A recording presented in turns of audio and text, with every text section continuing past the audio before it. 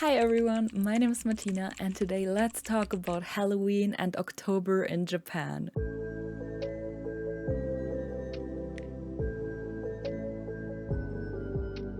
I really wanted to experience Halloween and all of the events while being in Japan, so I did this in 2023 and 2024, and I'm here to share my experiences with you so I can recommend what's a good idea, what's not such a good idea, and hopefully I can help you have an amazing trip to Japan during that time. Let's start with Halloween itself. If the 31st is on a weekday, they usually celebrate Halloween the weekend before, so for example on the 28th or 29th instead. But as you might have heard already, all of the public events are kind of limited. Like, you can't drink any drinks like alcohol there. You have to move around. There's police everywhere, so it's not as fun as it used to be, as the government is a bit worried that things will go crazy and, things like that happened or that anything bad will happen, so they limit it a lot, which is a bit sad, to be honest. Yeah, just so you know, Shibuya is kind of very stressful. It's still worth going to just see it. You have to keep on moving. You can't stand on the place. You can't take pictures that well. Like, there's just police everywhere. And in 2023 we went to Shinjuku instead, and there was like a giant party going on. There's like this big open area. Everyone was dressed up and having a good time. It was honestly so much fun. I would recommend this, but I heard that in 2024 they also prohibited like going there. So honestly, I would recommend you to just look for events around the time. Maybe there's something nice, or just go into a club. For example, I think Womp always does a Halloween party. Or what we did is we booked a reservation at the Incubator bar in Shinjuku, and it is such an amazing bar. Like, everything is themed around science. You think that you're in a lab. They have microscopes. Like, the glasses look like they're out of a lab. The people working there, they have lab coats on. It's really such a cool experience. They had like lab themed drinks. Like, you could taste different water. They had cocktails that they would do in front of you with like science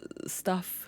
Like, I don't know the words in English. And it was really cool. I can also recommend you to check out other theme cafes. Like, there's the Alice in Wonderland cafe, there's the vampire themed cafe. They have so many things, and I would recommend you like just book a reservation there, and then in the evening maybe look if there's a club that has something nice to do. And if you're in Osaka during that time, I recommend you to go to Amerikamura, American-inspired part in Osaka, because I heard they're not as strict as there, and you can have a really amazing Halloween party there. So consider that as well. One of the events that I'm recommending is also in Kyoto, so maybe you can combine that. Let's start with the two events that are in Tokyo. The Yokai Bonodori in Tachikawa, which is such an amazing event. I honestly didn't expect too much when we wanted to go there, but it ended up being such a nice event. They decorate everything with red lanterns all over. People are dressing up as yokai. Like, if you want to, you can also put on a costume, but they also sell masks there if you don't have anything. Like, they have different food stalls or stalls with like decoration or jewelry all around the theme of yokai. You can play mini games. It's like a perfect autumn Halloween festival. If you've never been to like a traditional Japanese festival, I can really recommend this. Talking about festivals, they also of course have dance floors. There is one free one where they played like a lot of city pop. It was such a vibe. It was honestly, we had such a good time. And then there is a second dance floor, but to go there, you have to pay an entrance fee of 1,500 yen, so we didn't do it. But I would say it's still worth it because they had a few really cool shows. In general, I also say like just the free event where you don't have to pay anything is already really worth coming there. Like, they have a lot of stuff that you can do. This year, it takes place on October 11th to October 13th, so I would really recommend you to go there. I will put the link in the bio. If you're in the area, feel free to check it out because it is so unique, it is so cool, and we had such a good time there. The second one is the Neko parade in Kagurazaka, which is in Tokyo as well, and the district itself is already really cool and worth visiting. But on this special day, which will be October 12th this year, really honestly worth it to go there because they have a parade with people who are dressing up as bakenekos, like demon cats, and everyone can participate as well. If you want to participate, you just have to dress up as a cat, like